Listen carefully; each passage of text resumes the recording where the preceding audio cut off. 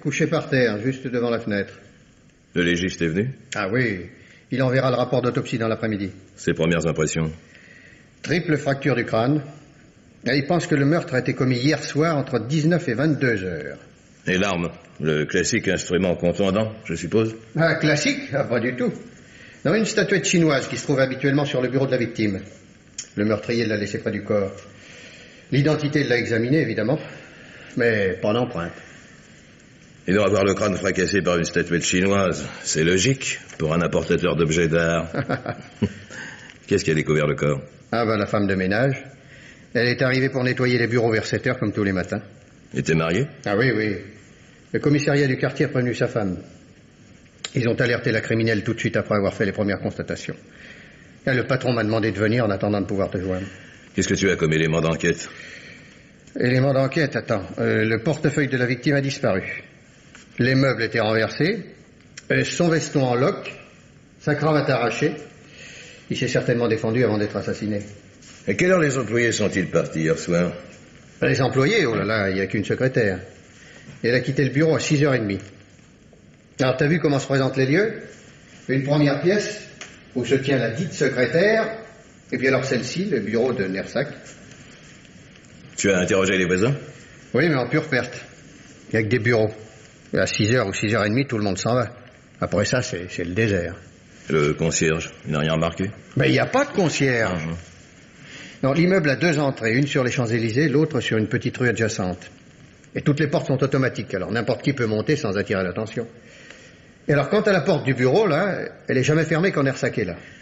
Cette femme que j'ai vue dans la pièce voisine, c'est la secrétaire? Ah oui, oui, Henriette Escarmin. 46 ans, célibataire. Elle est, paraît-il, arrivée à 9h30, comme tous les jours, sans se douter de rien. Tu l'as interrogée? Rapidement. Ouais, elle était plutôt effondrée. Tu veux la voir? Oui, d'accord. Appelle-la. Mademoiselle Escarmin, s'il vous plaît.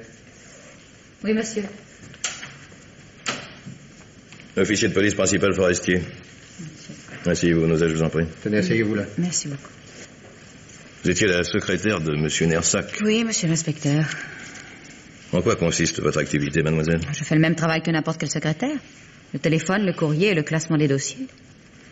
Quand M. Nersac n'était pas à Paris, je faisais en sorte que le bureau fonctionne normalement. Dites-moi, il s'absentait souvent? Assez souvent, oui. M. Nersac s'occupait d'objets d'art. Il achetait des pièces en France, quelquefois, mais surtout à l'étranger. Et il s'intéressait beaucoup à l'art chinois. Il allait 1 ou 2 fois par an à Hong Kong. Si j'ai bien compris, vous êtes la seule employée du cabinet Nersac. Non, il y a aussi M. Dufaux. Monsieur Dufaux? Qui c'est ça, Monsieur Dufaux? Notre clientèle augmentait sans cesse. Et M. Nersac était amené à se déplacer de plus en plus fréquemment. Il travaillait beaucoup. Mais il craignait néanmoins d'être rapidement débordé. Et c'est pourquoi il a embauché ce M. Dufaux au début de l'année. Ah oui, pour le seconder. Pas exactement. L'activité d'un cabinet comme le nôtre demande beaucoup d'expérience, de doigté. Nos clients ne sont pas toujours des gens faciles. Non, M. Nersac ne confiait à M. Dufaux que des tâches secondaires. Prendre contact avec d'éventuels vendeurs, faire des démarches administratives, procéder à des estimations faciles. Ouais, ça ne devait pas être un travail passionnant. Pour M. Dufaux, c'était un début. M. Nersac n'était plus tout jeune, il pensait à la retraite. Il voulait le former, lui apprendre le métier, de façon à lui confier progressivement la gestion du cabinet. Mais... Je ne voudrais pas commettre d'indiscrétion, monsieur l'inspecteur, mais d'après ce que m'avait dit M. Nersac, il avait renoncé à ce projet. Et M. Dufaux ne lui donnait pas satisfaction. Il était sur le point de le remercier. Mademoiselle Escarmin, il semble que M. Nersac ait été tué entre 19 et 22 heures. Et savez-vous s'il attendait quelqu'un dans la soirée? Je l'ignore. Mais il sera facile de s'en assurer. Il notait tous ses rendez-vous professionnels dans son agenda, là, sur son bureau. Ça, je sais qu'il a reçu M. Hersin, un gros client, juste avant mon départ. Voyons. Ah oui, c'est indiqué. 18h15, Hersin. Voilà. Et plus tard, il n'y a rien? Attends. Si, il a noté dîner-débat, chambre professionnelle. Oui, M. Nersac m'avait parlé de ce dîner. Il avait prévenu qu'il arriverait assez tard, pas avant 9h30. À quelle heure êtes-vous parti, mademoiselle Escarmin? À 6h30. M. Hersin était encore ici. Vous êtes rentré directement chez vous? Non, j'ai dîné chez des amis. Et voulez-vous m'indiquer votre emploi du temps de la soirée, aussi exactement que possible, mademoiselle Escarmin? Moi? Oui. Je ne comprends pas, monsieur l'inspecteur. Oh, simple routine. Non, je désire connaître l'emploi du temps de tous les membres de l'entourage de monsieur Nersac. Ah, bon. Eh bien, en partant, je suis allée acheter un disque. Ensuite, j'avais rendez-vous chez mon coiffeur pour un coup de peigne. C'est à côté d'ici. Puis, je suis allée chez mes amis. Bon, eh bien, je vous remercie. Mademoiselle Escarmin, vous travaillez avec monsieur Nersac depuis longtemps. Vous le connaissiez bien, je pense. Oh, oui, monsieur l'inspecteur. Alors, j'aimerais que vous me parliez de lui. Et monsieur Nersac était... Monsieur Nersac était un homme admirable. Oh, pas seulement sur le plan professionnel, monsieur l'inspecteur. Il était toujours aimable, souriant, plein d'égards et d'attention. Je crois que tout le monde l'aimait. Tout le monde l'aimait, et pourtant quelqu'un l'a tué. Est-ce qu'il avait des ennemis? Des ennemis? Oh, certainement pas. Évidemment, monsieur Nersac avait dû s'attirer quelques jalousies parmi ses confrères, mais de là à parler d'ennemis... Oui. Non, ça vraiment pas. Parmi ses confrères, hein. Et autour de lui, famille, amis. Non, monsieur Nersac était extrêmement discret, monsieur l'inspecteur. Il ne me parlait jamais de sa vie privée. Et autre chose, le portefeuille de monsieur Nersac a disparu. Je sais. Un inspecteur me l'a dit tout à l'heure. Il avait toujours beaucoup d'argent sur lui. Tout le monde le savait. Aïe. Ça va pas simplifier l'enquête. Et ce coffre-fort, savez-vous ce qu'il contient? Oui, monsieur Nersac y enfermait des pièces de collection, des objets de grande valeur. Où est la clé? Il l'avait toujours sur lui. Attends, c'est moi qui ai le trousseau. C'est probablement celle-ci. Dis donc, j'ouvre. Ah oui, vas-y.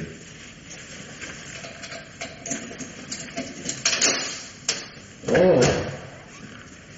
Fichtre, c'est plutôt rempli. Et monsieur Nersac ne laissait jamais passer une pièce intéressante, même quand il n'avait pas l'acquéreur en vue. Il savait qu'il finirait toujours par trouver un client. Ah, vous êtes là, mademoiselle Escarmin. Oui. Oh, je viens seulement d'apprendre, c'est abominable. Qui sont ces messieurs? La police, sans doute? La police, en effet. Et vous, qui êtes-vous? Jean-Louis Dufaux. Je secondais ce malheureux Nersac. J'espère que vous allez rapidement découvrir l'assassin, commissaire. Non, inspecteur seulement. Vous connaissiez bien la victime? Je ne travaillais avec Nersac que depuis quelques mois, mais j'ai eu le temps d'apprécier sa valeur professionnelle et ses qualités humaines. Quand avez-vous vu monsieur Nersac pour la dernière fois? Hier après-midi, je suis passé au bureau vers 4 heures. Nous avons bavardé. Et ensuite? Ensuite? Oui, après 4 heures. Peut-on savoir ce que vous avez fait? Je suis rentré à un moment au bureau. Jusqu'à quelle heure? J'ai dû partir vers 5h30. J'avais rendez-vous à 6h pour une expertise. Un des clients de monsieur Nersac? Oui, monsieur et madame Forgès, rue Louis Carrier, près de la place d'Italie. Des gens charmants. Vous êtes resté longtemps? Mais dites-moi, inspecteur, c'est un interrogatoire? Oui. Ah oui? Oui. Ah, alors, dans ces conditions... L'expertise s'est prolongée assez tard. Je ne suis parti de chez eux que vers 9h. Et après, qu'avez-vous fait? Je suis allé à Orly pour attendre un ami qui arrivait de Zurich à 21h30. Mais je ne comprends pas le sens de vos questions, inspecteur. Vraiment, vous ne comprenez pas. Alors, je vais vous l'expliquer. Monsieur Nersac, votre patron a été assassiné hier entre 19 et 22 heures. Mais vous me suspectez. Pas encore, monsieur Dufaux, pas encore. L'enquête ne fait que commencer. Charmant. Enfin, j'espère que mon alibi me mettra hors de cause. Je vois que vous avez ouvert le coffre. Oui. Savez-vous ce qu'il contenait? Nersac m'a dit qu'il y enfermait ses pièces les plus précieuses. Dites-moi, êtes-vous en mesure de vérifier si rien ne manque? Ah non, Nersac n'a jamais ouvert le coffre devant moi. Monsieur l'inspecteur, Oui. Je pense pouvoir vous aider. Monsieur Nersac tenait un inventaire très précis de ses collections. Le contenu du coffre est porté sur une liste qui se trouve dans le 2e tiroir de gauche de son bureau. Voilà, ici. Merci, mademoiselle. J'aimerais maintenant... Ma chère Henriette, je laisse sur votre bureau le dossier du ministère des Beaux-Arts. Qu'est-ce que c'est que ça? Excuse-moi, c'est le magnétophone. J'ai appuyé sur une touche. Oh, monsieur Nersac, c'est horrible. Ah, c'est la voix de monsieur Nersac. Ah oui, monsieur l'inspecteur. Pourquoi, il dictait son courrier sur magnétophone? Ah oui, il s'en servait également pour me laisser des instructions. En effet, oui, Nersac m'avait parlé de cela. Il travaillait généralement tard le soir et comme le matin il allait souvent voir des clients, il voyait rarement mademoiselle Escarmin avant l'heure du déjeuner. Autrement dit, cette bande a été enregistrée par monsieur Nersac dans la soirée d'hier. Certainement. Il m'a demandé une bande vierge dans l'après-midi. Bon, eh bien, alors nous allons écouter ça. Oh. Appuie sur la touche, Salter. Oui. Ma chère Henriette, je laisse sur votre bureau le dossier du ministère des Beaux-Arts. Il faudrait que cette question soit réglée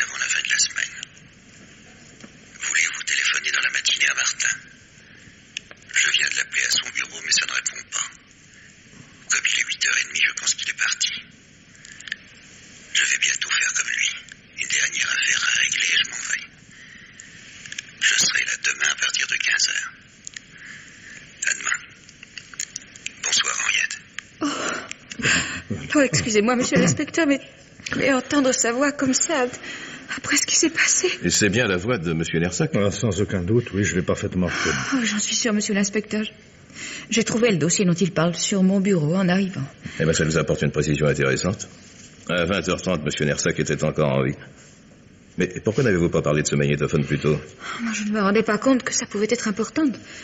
D'ailleurs, on ne m'a pas laissé entrer dans le bureau de monsieur Nersac avant votre arrivée. Oui, c'est exact. Je pense soudain à quelque chose. Madame Nersac a-t-elle été prévenue? Nous avons fait le nécessaire, monsieur. Cette malheureuse doit être dans un état épouvantable. Oh, ça, je suis sûre que madame Nersac parviendra à surmonter sa douleur. Vous la connaissez, mademoiselle Escarmin? Oh, elle est venue quelquefois au bureau pour voir son mari. Madame Nersac est jeune, très jeune. C'est une personne très élégante. Il faudrait que vous téléphoniez, Henriette. Monsieur Dufaux. Je travaillais ici depuis plusieurs années lorsque monsieur Nersac m'a demandé la permission de m'appeler par mon prénom. Excusez-moi. Maintenant, monsieur l'inspecteur, si vous n'avez plus besoin de moi, j'aimerais retourner dans mon bureau. Je dois taper des lettres. Allez-y, mademoiselle. Merci. Excellente secrétaire, mais fichu caractère. Oui, j'ai pas d'autres questions à vous poser pour le moment, monsieur Dufaux. Je vous rends votre liberté. Vous n'avez plus besoin de moi. Eh bien, dans ce cas, je vais m'en aller. J'ai une course urgente. Au revoir, messieurs. Ouais.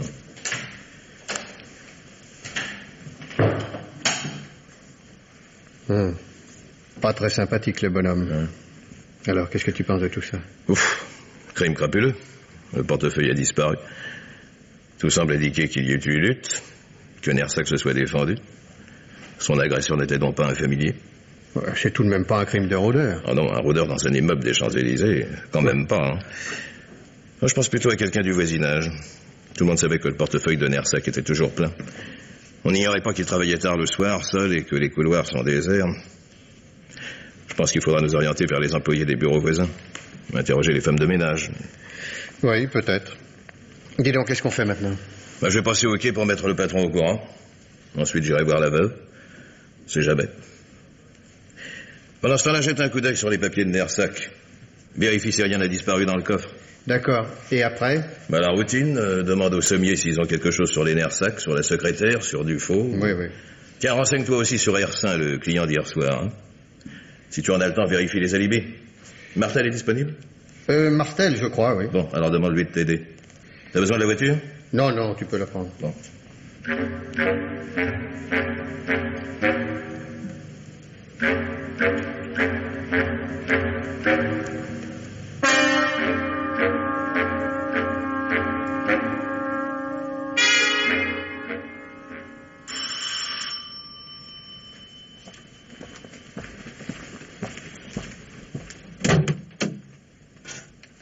Monsieur?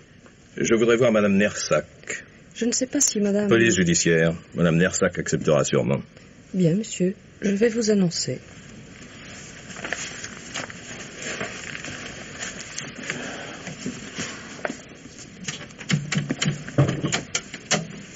Bonjour, monsieur.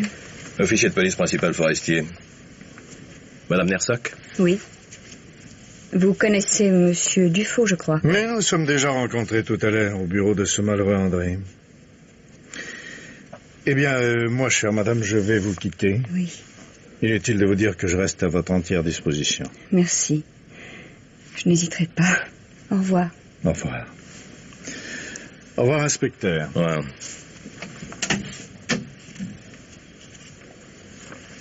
Je suis désolé, madame, de venir vous déranger dans un tel moment. Mais les nécessités de l'enquête Je m'obligent. comprends très bien, monsieur. D'ailleurs, monsieur Dufaux m'avait laissé prévoir votre visite. Asseyez-vous, je vous en prie. Vous connaissez bien monsieur Dufaux? Nous nous sommes rencontrés 2 ou 3 fois à des cocktails. Il est venu me présenter ses condoléances et se mettre à ma disposition pour s'occuper du cabinet d'André, tant que les questions de succession ne seront pas réglées. Je vois. Mais tout cela est sans intérêt. Je voudrais vous demander... Vos collègues ne m'ont donné aucun détail ce matin au téléphone. Ils m'ont seulement dit qu'on l'avait transporté à l'Institut médico-légal et que je ne pouvais encore le voir. Dites-moi comment... Dites-moi ce qui s'est passé. Monsieur Nersac a été tué hier soir entre 20h30 et 22h. On l'a assommé avec une statuette qui se trouvait sur son bureau. Mon Dieu. Oh, c'est horrible. Enfin, pourquoi a-t-on fait cette chose abominable? Il semble que le vol soit le mobile du crime. Le portefeuille de M. Nersac est disparu. Son portefeuille? Oui. Combien de fois lui ai-je répété qu'il avait tort de transporter toujours autant d'argent sur lui, que c'était imprudent. Je lui avais dit qu'il finirait par lui arriver un mauvais coup. Oh, je n'imaginais pas que... Je voudrais vous poser une question, madame. Oui. Vous n'avez pas été surprise hier soir en constatant que M. Nersac ne rentrait pas? Non, André m'avait prévenu qu'il devait dîner dehors. Je me suis endormie de bonne heure sans l'attendre. De toute façon, une salle de bain sépare nos deux chambres. Son retour ne m'aurait pas réveillée. D'ailleurs, il lui était déjà arrivé de ne pas rentrer. Oui, je sais que M. Nersac voyageait beaucoup. Non. Non, monsieur, il ne s'agit pas de cela. Je vous dois la vérité, n'est-ce pas? Oui. André et moi, nous sommes mariés il y a 11 ans. Il était veuf, j'étais très jeune. Pendant quelques années, notre ménage s'est maintenu, tant bien que mal. Mais nous menions depuis quelque temps des vies, séparées, indépendantes. Vous avez des enfants? Oui. 2, 8 et 10 ans. C'est à cause d'eux que nous avons attendu si longtemps avant d'envisager une séparation. Et puis, il y a quelques semaines, André m'a demandé si j'accepterais de divorcer. Je ne pouvais honnêtement refuser plus longtemps de lui rendre sa liberté. Je ne sais pourquoi je vous raconte cela, c'est sans importance maintenant. Tout ce qui concerne M. Nersac est important, madame. Ah oui, c'est vrai, votre enquête. C'est une chose horrible.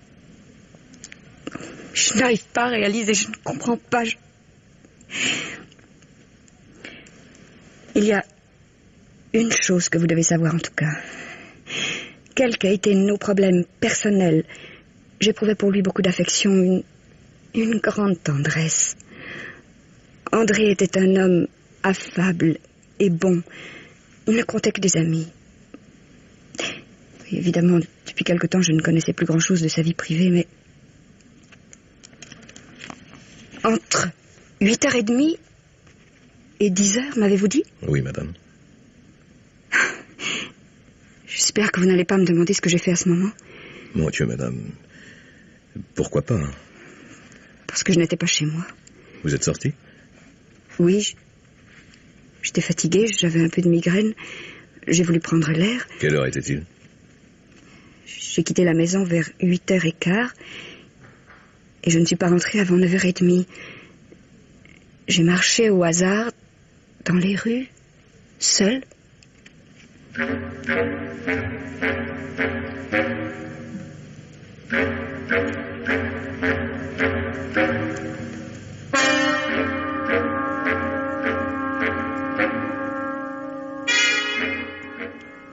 Solter. Ah, tu es là? Oui, je viens d'arriver. Tu as déjeuné? Ah, tu parles. Un sandwich en vitesse, oui. Avec tout ce que tu m'avais demandé de faire, t'en as de bonnes, toi. Ah, tu veux le compte-rendu? Allez, vas-y, je t'écoute. Je peux m'asseoir, oui? Oui, je t'en prie. Bon. Allons-y. Le coffre-fort d'abord. Ah, tout hier, rien n'a disparu. Donc, le meurtrier n'a pas pensé à prendre la clé dans la poche de Nersac et à l'ouvrir. À part ça? Hersin, le client de 18h15. Il est reparti une demi-heure plus tard. Et pendant le coup. La bobine de magnétophone, alors là, aucun doute, c'est bien la voix de Nersac, identifiée par plusieurs personnes. Le dîner-débat, confirmation de ce qu'a dit mademoiselle Escarmin. Il devait y aller, mais il avait prévenu qu'il n'arriverait pas avant 9h30 ou 10h. Bon, il y a un rendez-vous important qu'il ne pouvait pas décommander, paraît-il. Curieux. Ce type qui notait tous ses rendez-vous sur son agenda n'a pas inscrit celui-ci. Enfin, nous verrons ça plus tard. Il continue. Bah, c'était peut-être un rendez-vous extra-professionnel. Je continue. Au sommier, pas grand-chose sur Nersac. Une ou deux petites histoires sans gravité avec les douanes. Excellente réputation dans les milieux professionnels. Son affaire marchait très bien, il gagnait beaucoup d'argent. Sa vie privée? Rien. Un homme calme, sérieux, qui travaillait beaucoup. Pas de liaison connue. Mais sa femme, alors là, tu l'as vue? Oui, je te raconterai. Elle a un casier? Ah, non, quand même pas. Mais cette beauté fatale, qui avait 24 ans de moins que son mari, fait des ravages. Ah, c'est bien simple, on ne compte plus ses amants. Au fond, ça m'étonne pas. Et Dufaux? Dufaux, celui-là. Martel a fait un saut chez les Forges. Tu sais, les gens chez lesquels il était hier soir. Oui. Dufaux n'est pas parti à 9h, comme il le prétend, mais à 8h20. Madame Forget se souvient très bien de l'heure exacte. Le dîner brûlait et Dufaux ne se décidait pas à filer. Intéressant, ça. D'autre part, Dufaux était bien à l'arrivée de l'avion de Zurich. Mais j'ai téléphoné à Air France. L'appareil s'est posé avec 10 minutes de retard. Autrement dit, pour faire le trajet Place d'Italie-Orly, M. Dufaux Jean-Louis a mis 1h20, et non pas 30 minutes comme il a essayé de nous le faire croire. 1h20, c'est quand même un peu juste pour aller aux Champs-Élysées, tuer son patron et filer à Orly. Ah, pardon. À cette heure-là, la circulation est facile. Il avait largement le temps. Mais attends, c'est pas tout dit. Dufaux est connu chez nous. Mais oui, il a été impliqué 3 fois dans des histoires pas très nettes. Chèque sans provision, indélicatesse au préjudice d'un employeur. Bon, il s'en est tiré chaque fois avec un non-lieu, mais quand même. En plus, il est criblé de dettes. Il doit de l'argent partout. Tu veux que je te dise? C'est tout à fait le genre de type qui aurait pu tuer son patron. Pour lui voler son portefeuille. Ouais. Ben non, mon vieux, ça ne colle pas, voyons. Tu oublies la bagarre. La bagarre, et alors? Ah oui, Dufaux est jeune, costaud. S'il avait assommé Nersac, il aurait attaqué sans lui laisser la possibilité de se défendre. Il aurait pris par surprise. Non, allez, laisse tomber Dufaux. Bon, comme tu voudras. Après tout, c'est toi le patron. Pour en revenir à Madame Nersac, je te signale qu'elle est la 2e du nom. La première est morte il y a 15 ans, laissant une fille, Gilberte Nersac, 21 ans, étudiante à l'école dentaire. Tiens, sa belle-mère ne m'en a pas soufflé mot. C'est pas étonnant, ils peuvent pas se voir en peinture. La jeune Gilberte rencontrait son père de temps en temps au bureau, mais jamais chez lui. Il faudra l'interroger. Et la secrétaire, mademoiselle Escarmin, tu as vérifié son alibi? Ah oui. Elle est arrivée chez ses amis quelques minutes avant 8 heures. À l'heure où on tuait Nersac, elle était à table. Alors? Ah, bonjour, docteur. Alors, cette autopsie, c'est terminé? Il n'avait pas d'idée, oui, ça, je le savais. Comment? Les traces de lutte? Ah oui. Tiens. Entendu. Merci d'avoir appelé. Qu'est-ce qu'il y a? Tu sais, les meubles renversés, le veston déchiré. Mais alors? De la frime. Ses mains sont aussi nettes que s'il sortait de chez la manucure. Si c'était défendu, il aurait des marques, des écorchures, des lambeaux de peau ou de cheveux sous les ongles. Donc c'est une sorte de mise en scène. Exactement. Et si Nersac ne s'est pas défendu, c'est qu'il connaissait la personne qui venait d'entrer dans son bureau. Le vol du portefeuille n'est peut-être qu'une astuce destinée à nous lancer sur une fausse piste. Si le vol n'est pas le mobile, Dufaux est définitivement hors de cause. Mais au contraire, voyons. Quoi? Mais suppose que Nersac lui ait demandé de passer au bureau vers 8h30. À cette heure-là, ils pourront parler tranquillement, sans être dérangés par la secrétaire ni par le téléphone. Dufaux, qui ne se doute de rien, arrive et entend son patron lui annoncer qu'il a décidé de se passer de ses services. Il pique une colère, il saisit la statuette et blanc. Après quoi, il fauche le portefeuille, il n'y a pas de petit profit. Et puis il organise sa mise en scène et se précipite à Orly. Ah oui, les choses ont pu se passer comme ça. Tu vas te mettre en campagne avec Martel. Je veux savoir exactement ce que Dufaux a fait entre sa sortie de chez les Forgès et son arrivée à Orly. J'ai compris. Occupe-toi également de Madame Nersac. Elle est, paraît-il, allée se promener seule et sans témoin à l'heure où l'on assassinait son mari. C'est quand même curieuse. D'accord. Tu crois pas qu'il faudrait les convoquer pour enregistrer leur déposition? Oui, tu as raison. Fais-les venir à 17h. Moi, je vais voir la fille de Nersac, la jeune Gilberte. On ne sait jamais. Elle a peut-être quelque chose à dire, celle-là.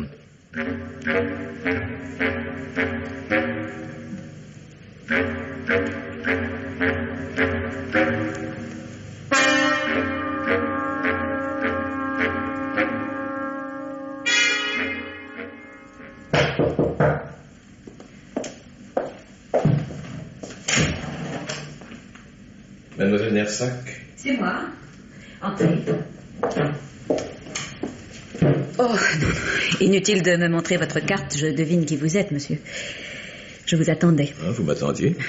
Je savais que vous viendriez me voir. Asseyez-vous, je vous en prie. Attendez. Je vais débarrasser un siège de tous ces vêtements. Voilà. Merci. Dites-moi, c'est vrai ce que les journaux racontent? Quoi? Tout. Le sang, la statuette, le portefeuille. Dans l'ensemble, c'est exact. Et la veuve éplorée, c'est vrai aussi? Oh, remarquez, ça ne m'étonnerait pas, le noir doit bien lui aller. Vous êtes étudiante, mademoiselle Nersac? Oui. Vous vivez seule ici? Oh. Pourquoi posez-vous cette question? Regardez autour de vous, voyons, je ne fume pas la pipe, je ne porte pas de chemise d'homme, et je ne chose pas du 43, non. Non, mon fiancé habite avec moi, nous vivons ensemble. Ça vous choque? Étudiant, lui aussi? Oui, mais plus pour longtemps. Dans 2 mois, si tout va bien, il aura sa peau d'âne. Michel Florange, chirurgien dentiste, diplômé de la faculté de médecine de Paris. C'est un beau titre, mais ça ne fait pas bouillir la marmite. Ah non, tiens, je croyais que les dentistes n'étaient pas à plaindre. Oh, c'est beau, les idées toutes faites. Vous savez ce que ça coûte, un cabinet dentaire? Vous savez combien de temps il faut pour se constituer une clientèle? Avec un peu de veine, à 50 ans peut-être, nous pourrons souffler. Votre père aurait pu vous avancer la somme nécessaire. Il aurait certainement accepté si je le lui avais demandé. Mais ça n'est pas mon genre, ni celui de Michel. Nous y arriverons tout seuls. De quoi vivez-vous actuellement?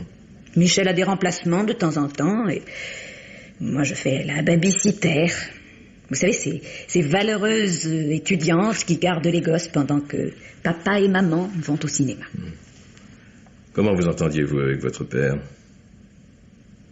Comme deux copains. De temps en temps, j'allais lui dire bonjour, et 1 ou 2 fois par mois, il m'invitait à déjeuner. Chez lui? Oh, non. Oh, voyons, vous rigolez. La belle Édith ne l'aurait pas admis. Non. Avant même que papa ne l'épouse, il y a 11 ans, elle avait déjà réussi à me faire expulser.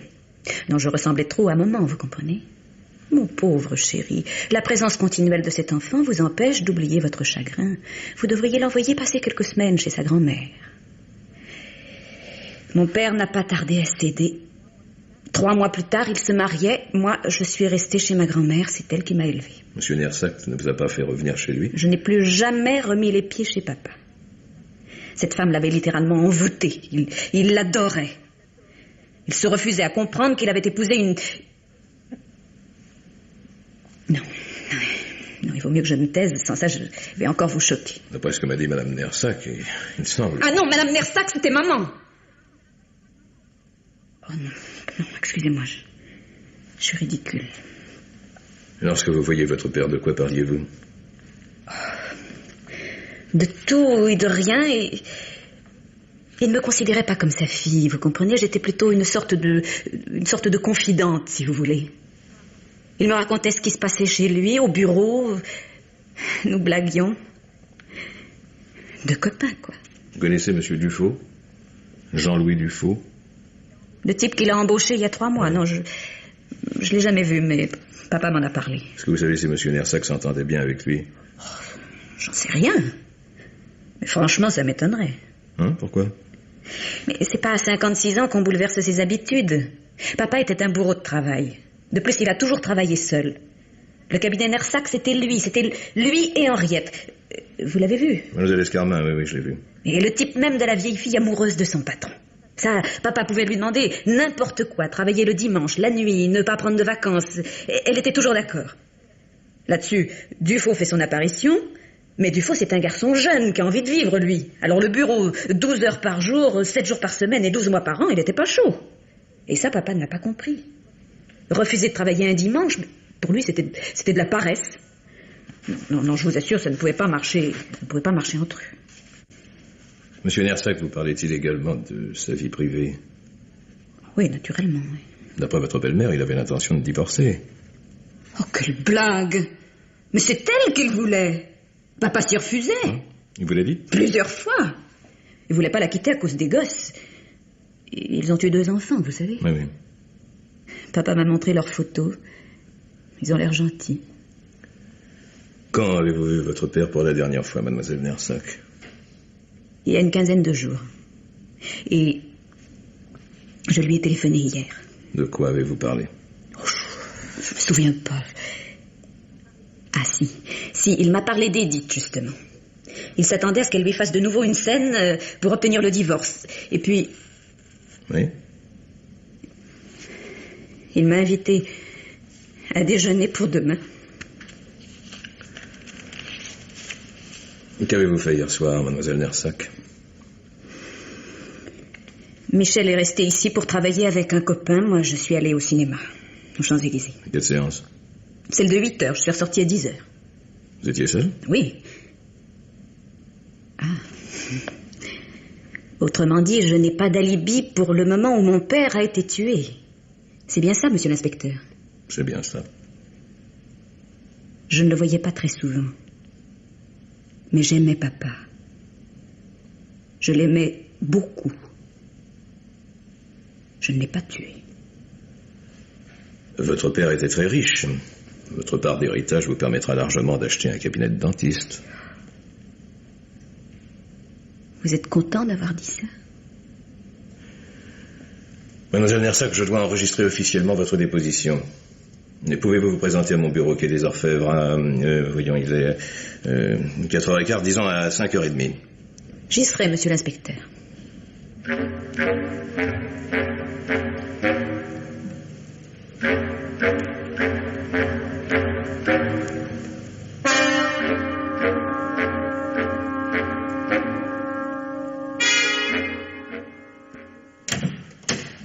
Salut. Tu es seul? Oui, Martel est en ce moment à Orly. Il essaye de savoir à quelle heure Dufaux est arrivé là-bas. La Libye de Madame Nersac, tu t'en es occupé? J'ai interrogé la domestique. Elle confirme que Madame Nersac est sortie vers 8h30.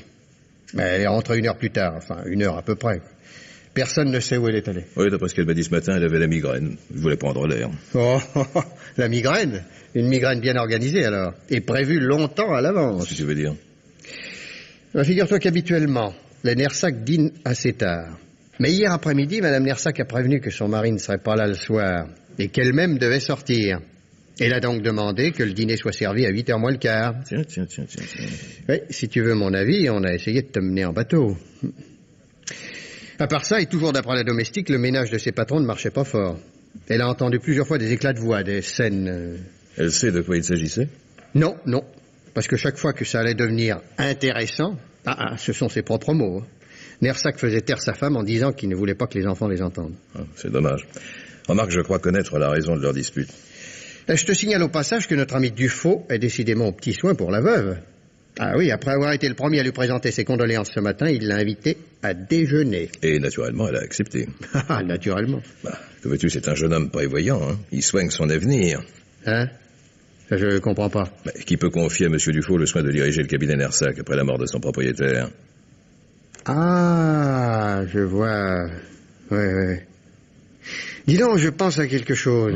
Bien. Je t'écoute. Suppose que, depuis quelque temps déjà, Dufaux soit l'amant de la belle Édith. Enfin, suppose. En tuant Nersac, il faisait d'une pierre deux coups. Il se débarrassait d'un mari gênant et il s'installait dans le fauteuil directorial. J'y ai pensé moi aussi, mais ça ne colle pas. Ils sont sûrement pas complices. Oh, tu en es sûr? Oui. Ils sont quand même pas idiots, ni l'un ni l'autre. S'ils avaient été d'accord pour faire disparaître Nersac, ils auraient fait semblant de ne pas se connaître. Dufaux ne se serait pas précipité chez elle ce matin, sachant que j'allais y venir et que je pouvais les rencontrer. Il n'aurait certainement pas invité à déjeuner. Oui, c'est vrai. Mais ça n'empêche pas qu'ils peuvent être coupables, l'un ou l'autre. Évidemment. En tout cas, je leur ai fait porter les convocations comme tu me l'avais demandé. Il devrait pas tarder, tiens. Et la fille, tu l'as vue? Oui, un mobile, et pas d'alibi. Elle aussi? Charmante famille. Comme tu dis. L'identité a envoyé son rapport? Oui. Négatif sur toute la ligne. Aucune empreinte anormale. Il confirme les renseignements que j'ai eus au sommier. Allô? Un instant. Madame Nersac et Dufaux sont là. Ils sont arrivés ensemble? Ça m'en a tout l'air. C'est bien, qu'ils viennent. Quoi, tous les deux? Pourquoi pas? Bon, d'accord, amenez-les. Alors, on les interroge en même temps? Non, occupe-toi de la femme. Fais traîner. Pendant ce temps, je commencerai à travailler Dufaux. Il est ambitieux, mais sous ses airs fanfarons, c'est un mou. S'il a tué son patron, il ne devrait pas être difficile à dévalir. Entrez. Bonjour, messieurs. Bonjour, inspecteur. J'ai pris la liberté d'accompagner Madame Nersac. Comment, vous n'avez pas reçu ma convocation? Si, naturellement. Il était donc normal que vous veniez. Madame Nersac, l'inspecteur Solter va enregistrer votre déposition. Et voulez-vous l'accompagner dans son bureau? Bien. Ici, madame. Je vous suis, monsieur l'inspecteur. Nous nous retrouverons plus tard, cher ami. Entendu. À tout à l'heure. À tout à l'heure.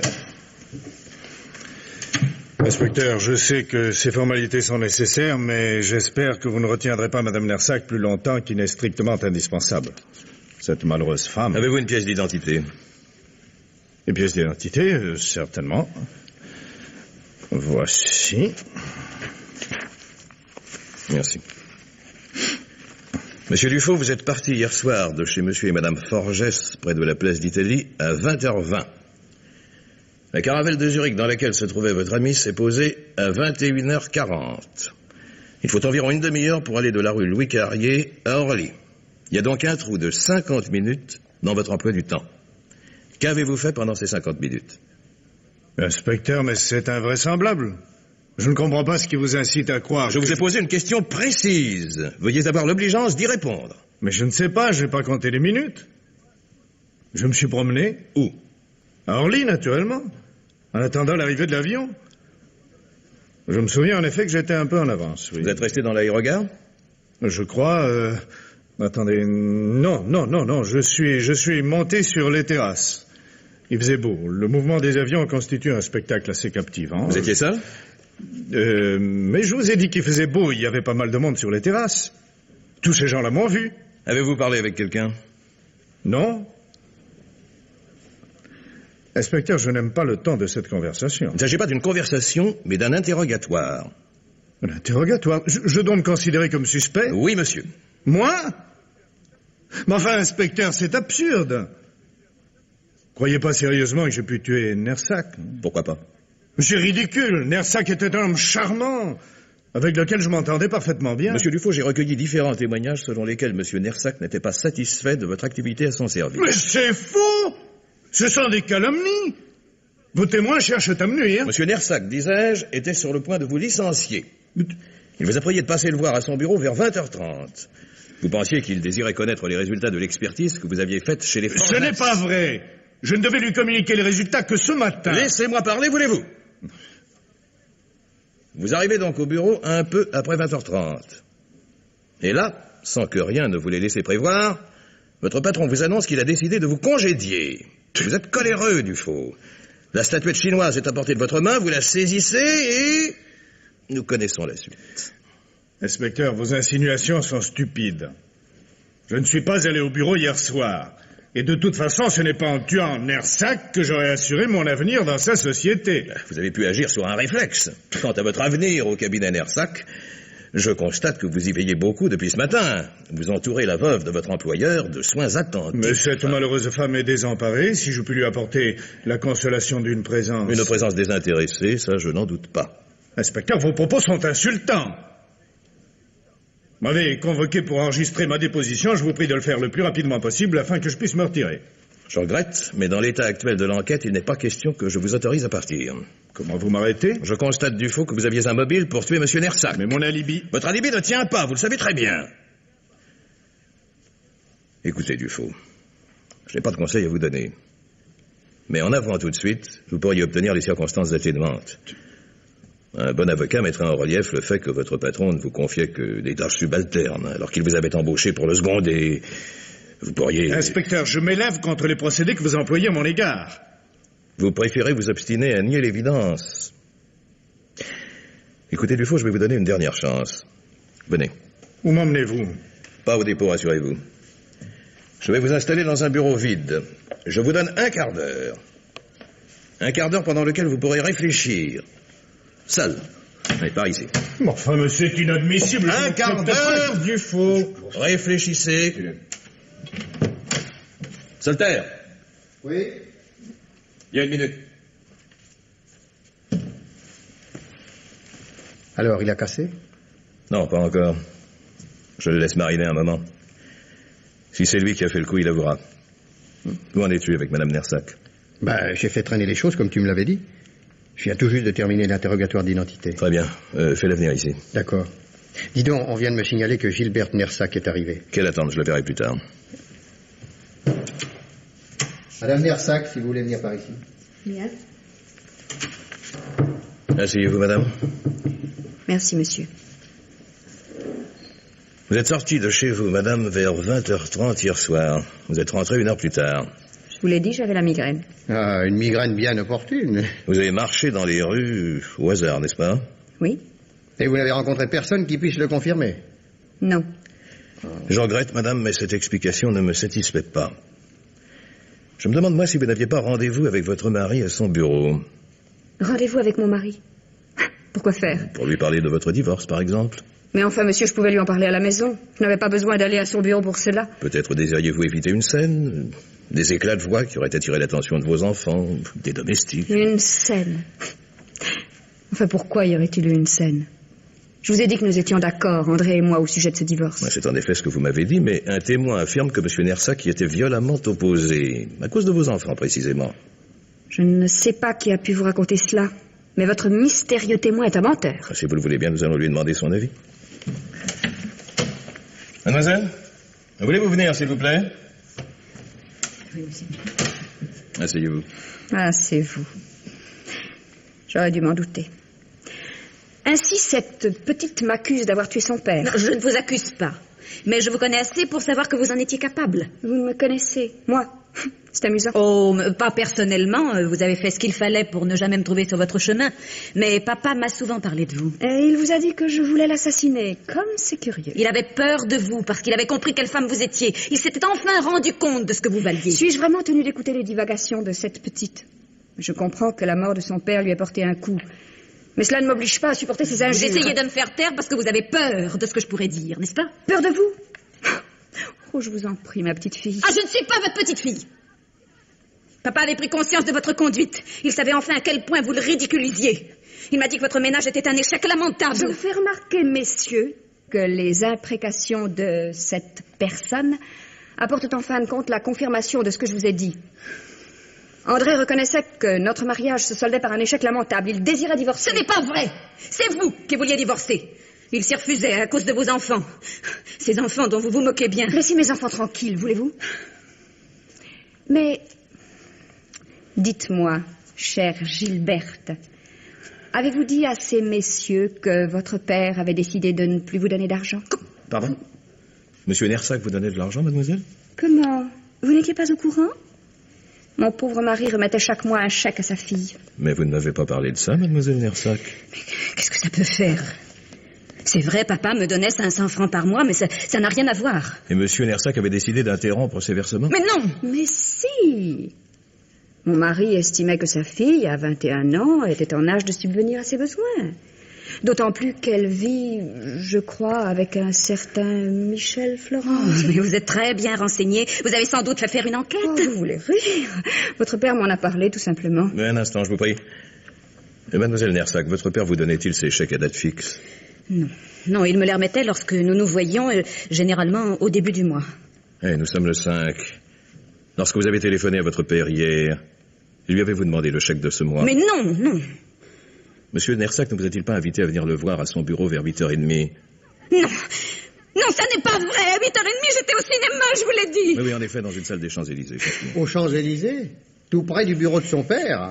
Ah, il y a là une coïncidence. Mais qu'est-ce qui vous prend? Mais vous êtes fou!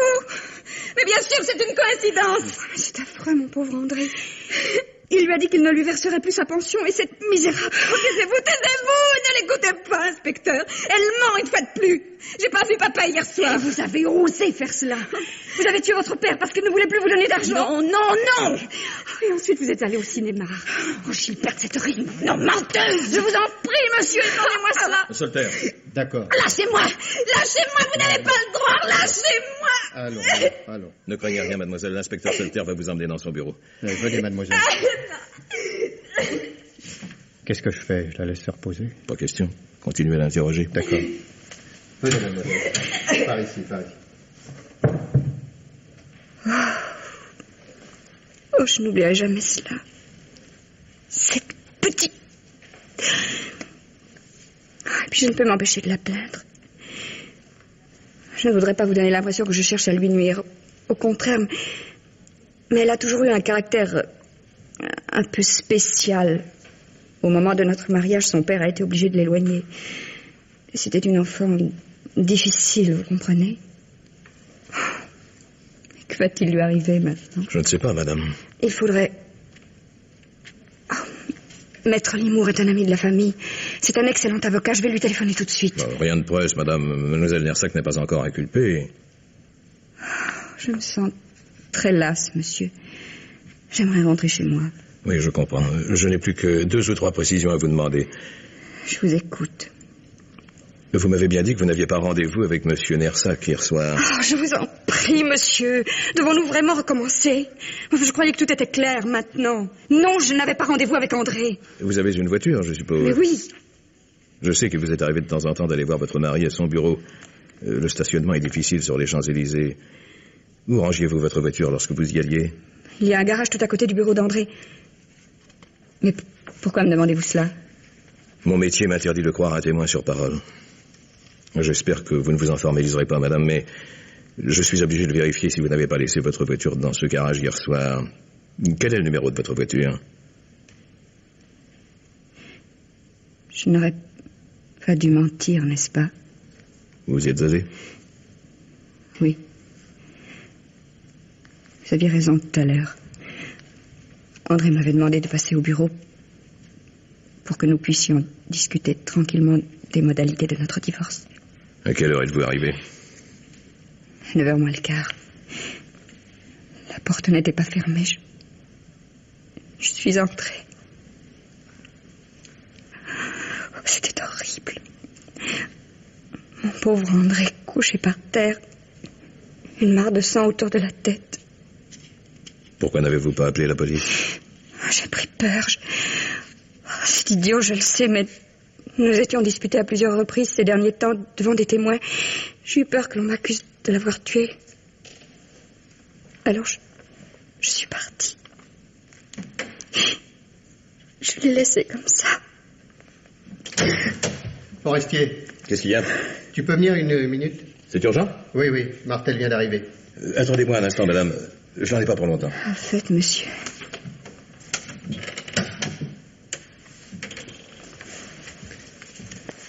Salut, Martel. Quoi de neuf? Ben, j'ai visité Orly. Hein. J'y ai passé la moitié de la journée. Ça, je peux dire que je connais les coins et les recoins de l'aérogare. Hein. Mais ben, le plus idiot, c'est que le tuyau intéressant, je l'ai déniché ailleurs. Oui, qu'est-ce que c'est ton tuyau intéressant?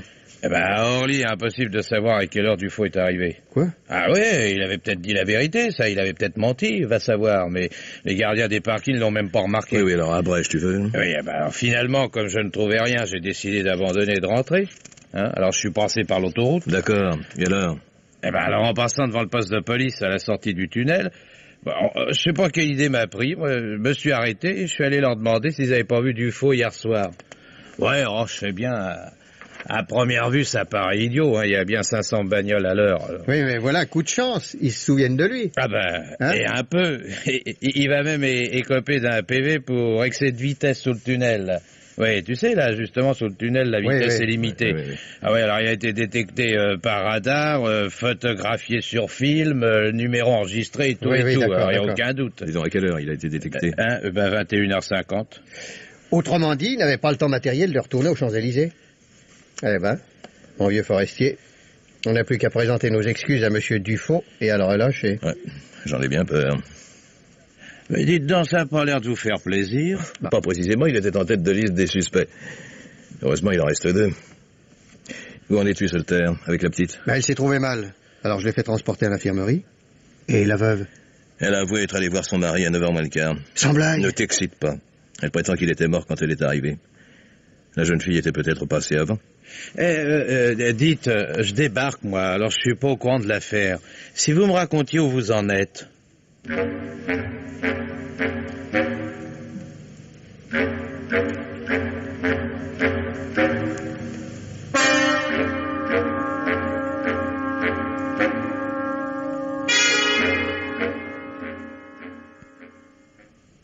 Ah, c'est vous, monsieur l'inspecteur. Il y avait 6h30, j'allais partir. J'en ai pas pour longtemps, mademoiselle Escarmin.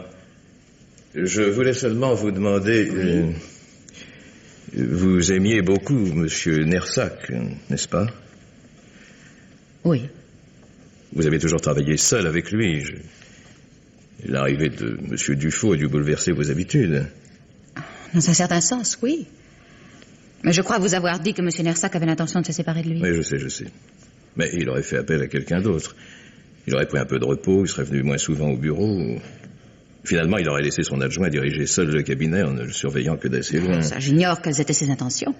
Il est pénible de modifier ses habitudes, de se plier aux exigences d'un nouveau patron. Qui sait, celui-ci vous aurait peut-être même licencié. Je ne vois pas où vous voulez en venir. Vous étiez monsieur Nersac depuis longtemps, vous le voyez tous les jours ou presque. Vous étiez au courant de tout ce qui le concernait. Vous avez connu sa première femme, sa fille Gilberte, vous appelle par votre prénom. Vous avez assisté à la débâcle de son second mariage. Monsieur l'inspecteur, il est plus de 6h30. Vous faisiez partie de l'existence de M. Nersac, comme il faisait, lui, partie de la vôtre. Il y avait entre vous une entente, un accord, une sorte de complicité qui s'était formée au fil des années. Mais alors qu'il ne voyait en vous qu'une secrétaire fidèle et dévouée, vos sentiments à son égard étaient tout différents. Ça, je ne vous permets pas, non. M. Nersac était au centre de votre existence. Vous ne viviez que pour lui. Et voilà que soudain, il engage ceux du faux. Il s'éloigne de vous, en quelque sorte. Pour vous, c'était une trahison. La pire de toutes les trahisons. Il vous écartait. Il vous rejetait. Alors ce que vous éprouviez pour lui s'est transformé en haine. Je viens de vérifier votre alibi, mademoiselle Escarmin. Je sais. Mes amis m'ont dit qu'un inspecteur leur a demandé à quelle heure je suis arrivé hier soir. Non, je ne parle pas de cet alibi-là, mais de l'autre. L'autre? Oui, à partir de 6h30. Vous vous souvenez? En sortant de l'immeuble, vous avez bavardé avec le marchand de journaux qui est devant la porte. Vous lui avez demandé l'heure. La montre était arrêtée. C'est ce qu'il m'a dit, oui. Il était 6h35. Le marchand de journaux vous a vu entrer chez un disquaire, un peu plus haut dans l'avenue. Et vous êtes resté un petit moment dans le magasin. J'hésitais entre plusieurs versions de la symphonie Hafner. En effet. Les vendeuses se souviennent de vous. Et la caissière aussi. Vous lui avez de nouveau demandé l'heure. 20 minutes après, vous étiez chez votre coiffeur. Un petit peu en retard, du reste. Je n'avais besoin que d'un coup de peigne. Vous y êtes resté un bon quart d'heure, puis vous avez fait appeler un taxi par téléphone. Et vous avez attendu qu'il arrive pour sortir de la boutique. De là, vous vous êtes rendu directement chez vos amis. Et tout cela, je vous l'ai dit ce matin. Mais une chose m'étonne, voyez-vous. L'insistance avec laquelle vous avez tenu à marquer votre passage un peu partout. Comme si vous aviez prévu que la police vous demanderait votre emploi du temps. Comme si vous aviez deviné que M. Nersac allait être tué. Vous pouvez penser ce que vous voulez. Peut-être aussi espériez-vous dissimuler le seul trou de cet emploi du temps. Il vous a fallu 20 minutes pour aller du magasin de disques jusque chez votre coiffeur. 20 minutes pour parcourir 150 ou 200 mètres, c'est long. Je regardais les vitrines. Alors que vous risquiez d'être en retard chez le coiffeur. Ça m'étonne de vous, mademoiselle Escarmin. Je crois plutôt que vous êtes revenu dans l'immeuble. Cet immeuble qui était pratiquement désert et dans lequel vous saviez que M. Nersac travaillait seul. 20 minutes, ça suffisait pour monter rapidement, entrer dans son bureau et... Ce n'est pas vrai, monsieur l'inspecteur, je ne l'ai pas tué. D'ailleurs, monsieur Nersac était encore vivant à 8h30. Ah oui, ça je sais, le magnétophone. Il est 20h30, je vais bientôt partir. La voix de M. Nersac que plusieurs personnes ont reconnue. Vous voyez bien.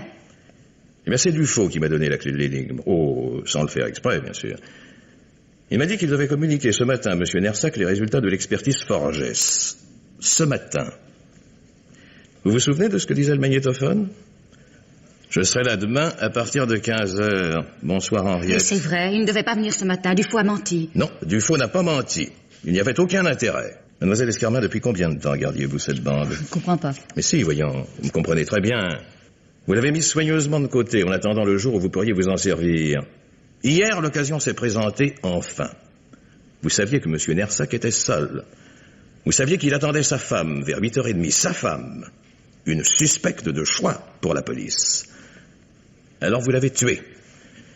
Puis vous avez mis la bande sur le magnétophone, cette bande qui vous innocentait et qui accusait Mme Nersac. Et pourquoi aurais-je essayé de la faire accuser? Je ne la connais pratiquement pas. Ouais, c'est vrai. Mais vous aviez surpris des conversations. Vous saviez qu'il était question de divorce. Son mari était malheureux à cause d'elle et ça suffisait pour que vous la détestiez. Monsieur l'inspecteur, il est très tard, je désire m'en aller. Tout ce que vous affirmez est faux. D'ailleurs, vous ne pourrez rien prouver. Rien prouver, mais c'est un demi-aveu, mademoiselle Escarmin. Je pense que votre culpabilité sera facile à démontrer. Oh, j'aimerais savoir comment vous allez vous y prendre. Eh bien, le portefeuille, voyons. Le portefeuille que vous avez volé pour faire croire à un crime crapuleux. Je crois savoir où il est. Où? Chez vous, tout simplement. Vous n'avez pas imaginé un seul instant que nous pourrions vous soupçonner. Alors à quoi bon le cacher ailleurs? J'ai raison, n'est-ce pas? Alors, mademoiselle Escarmin, préparez-vous. Nous partons.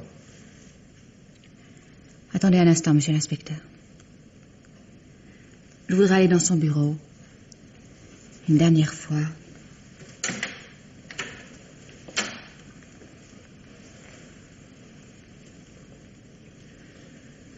Vous avez tout remis en ordre? Oui. Et ce n'est pas pour l'argent que je l'ai tué. Je vous le jure. Ce n'est pas pour l'argent. Vous me croyez, n'est-ce pas? Oui. Vous l'aimiez beaucoup? Vous ne pouvez pas comprendre, monsieur l'inspecteur. Vous ne pouvez pas comprendre.